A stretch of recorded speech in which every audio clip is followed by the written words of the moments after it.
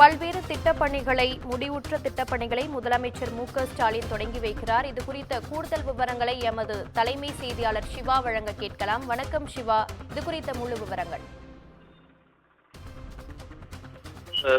தமிழ்நாடு முதலமைச்சர் மு.க.ஸ்டாலின் பல்வேறு துறைகள், குறிப்பாக 7 துறைகளில் முடிவுற்ற பல்வேறு திட்டப்பணிகள் தற்போது தொடங்கி வைக்கிறார்.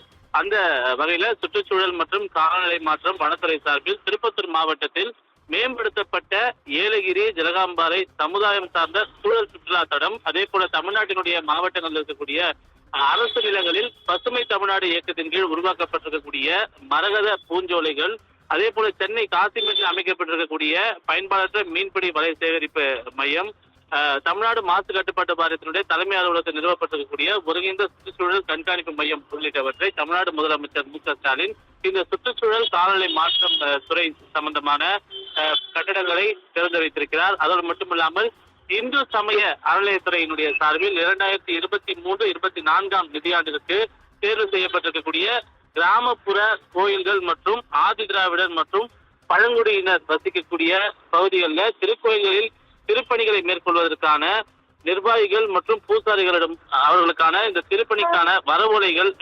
வழங்கப்பட்டிருக்கின்றன. அதனை முதலமைச்சர் மு.க.ஸ்டாலின் பெற்றிருக்கிறார். அதே போல எழுதுபொருள் மற்றும் அச்சுத்துறை சார்பில் திருச்சி மாவட்டம் தூவாக்குடி சிட்கோ வளாகத்தில் அமைந்திருக்கக்கூடிய அரசு கிளை அச்சகத்தில் கட்டப்பட்டிருக்கக்கூடிய கூடுதல் கட்டடத்தை தமிழ்நாடு முதலமைச்சர் திறந்து வைத்திருக்கிறார்.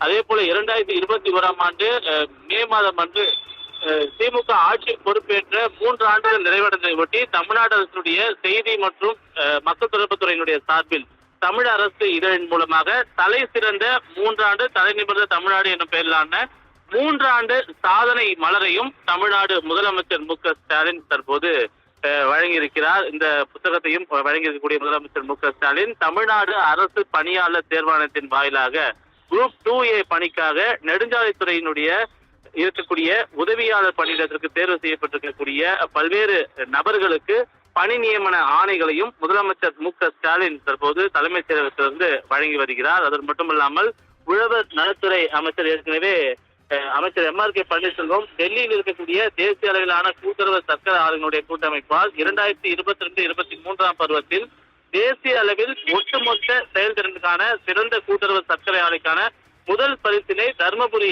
மாவட்டத்தில் இருக்கக்கூடிய சுப்பிரமணிய சிவா கூட்டுறவு சர்க்கரை ஆலைக்கும், அதே போல தேசிய அளவிலான சிறந்த நிதி மேலாண்மைக்குரிய முதல் பரிசு கள்ளக்குறிச்சி கூட்டுறவு சர்க்கரை ஆலைக்கும் வழங்கப்பட்டதை, அந்த விருதினை முதலமைச்சர் மு.க.ஸ்டாலினிடம் நேரடியாக காண்பித்து அமைச்சர் M.R.K. பன்னீர்செல்வம் வாழ்த்து பெறக்கூடிய நிகழ்ச்சி தான் தற்போது தலைமைச் செயலகத்தில் நடைபெற்று வருகிறது. சுகன்யா,